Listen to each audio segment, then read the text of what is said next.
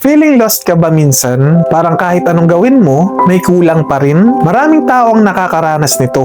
Yung pakiramdam na parang walang kasiguranduhan ang buhay, natatakot sa bukas, nag-aalala kung may magandang mangyayari pa ba? Pero alam mo ba, sa Hebreo chapter 11 verse 6, sinabi, ngunit kung walang pananampalataya, hindi maaaring kalugdan ng Diyos.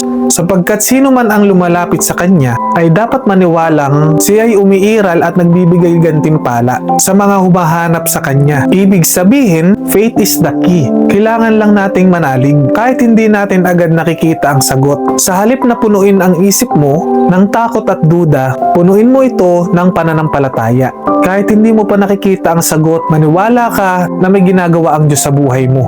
Araw-araw manalangin ka, magpasalamat at humingi ng gabay. Huwag mong hayaan na matalo ka ng takot. Strengthen your faith. Simula ngayon, gawin mong habit ang pagdarasal at paniniwala. Kahit anong mangyari, never let go of your faith.